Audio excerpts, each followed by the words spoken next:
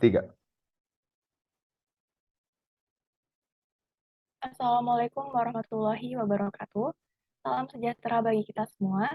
Izin memperkenalkan diri, nama saya Jauza Alia Driansyah dengan NIM 165222169.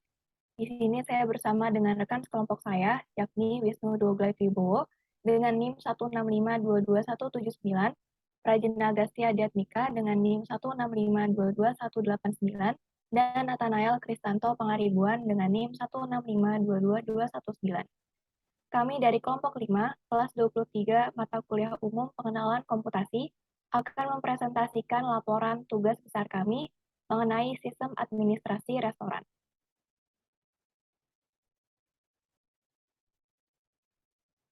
Sistem administrasi restoran adalah sebuah metode berulang yang dilakukan sebuah restoran dalam melakukan pendataan di bidang keuangan guna mendapatkan alur keuangan dan praktik ekonomi yang jelas dan terarah, sehingga menunjang keberlanjutan sebuah restoran.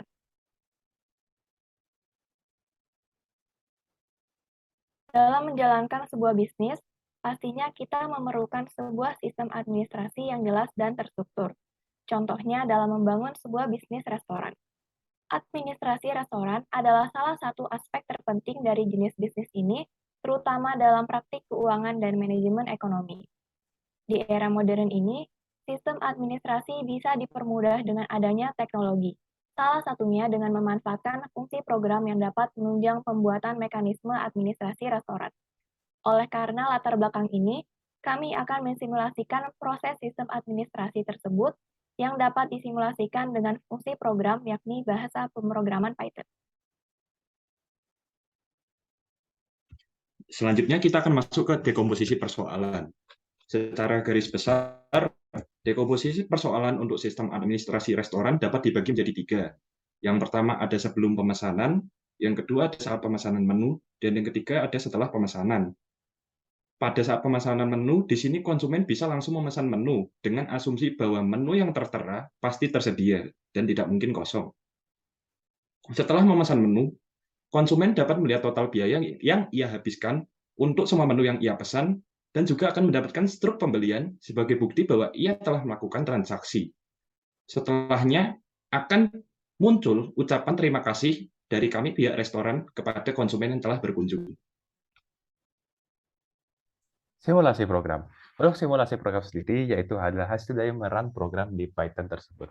Dan ini hasil dari run tersebut adalah menampilkan hasil grafik user interface dari program tersebut. Mungkin bisa di switch.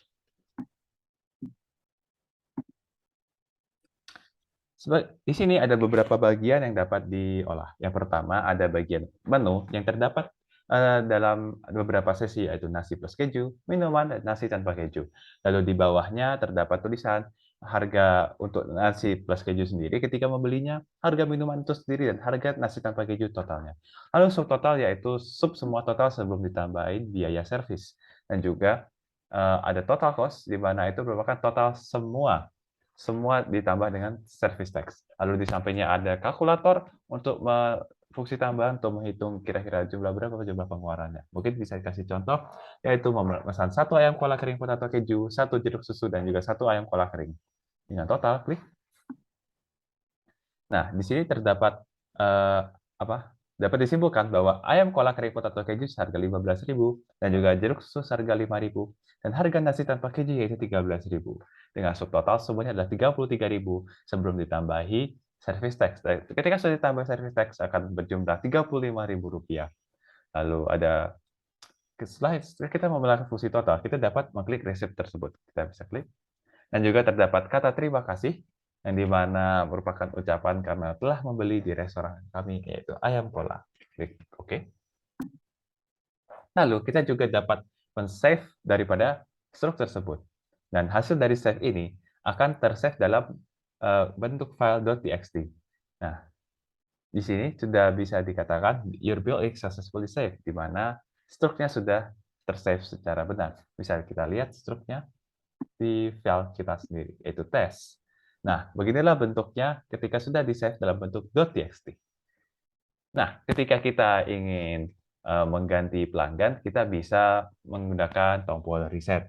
Di sini akan mereset semuanya, di mana resep akan jadi 0, semua harga 0, dan juga kondisinya seperti kondisi semula. Next.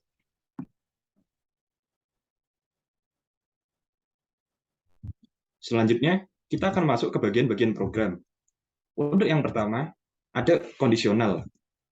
Terkadang kita menginginkan agar suatu perintah berjalan setelah memenuhi kondisi atau syarat tertentu. Nah, di sini kondisional dapat digunakan, sehingga apabila syarat atau kondisi yang diminta tidak terpenuhi, maka perintah tersebut tidak akan dijalankan. Semisal pada contoh ini, jika fungsi ayam kola kering potato keju itu bernilai tidak sama dengan 0, maka akan ditambahkan ayam kola kering potato keju ke struk pembelian dengan harga sesuai dengan jumlah yang ia pesan.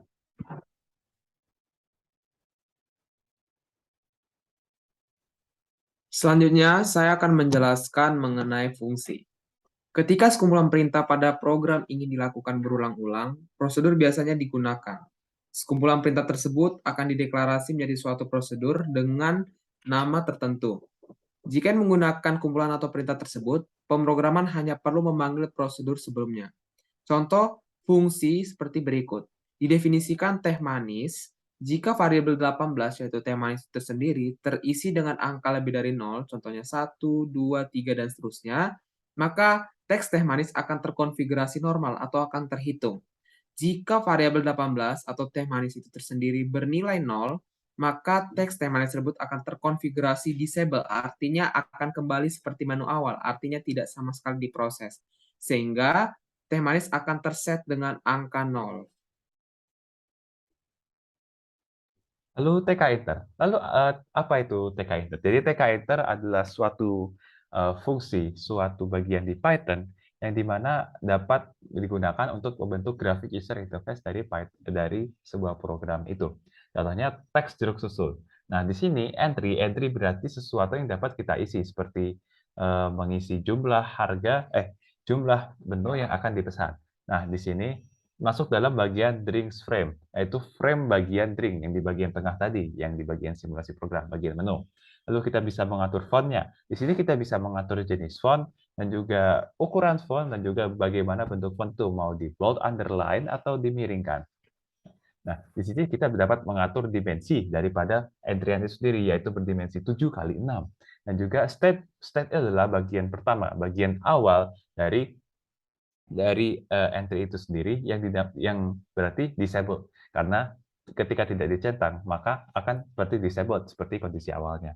Dan juga text variable, yaitu variabel yang ketika kita mengisi entry tersebut, akan dimasukkan dalam variabel jeruk susu. Nah, bagian teks jeruk susu .grid itu adalah posisi daripada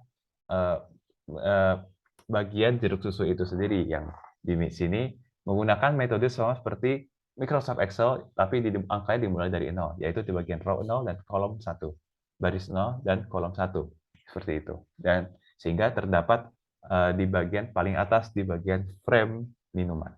Lanjut. Selanjutnya other function. Ini sebenarnya sama dengan prosedur atau function, namun ini fungsi-fungsi lain yang dipakai. Contohnya pada receipt, pada text receipt.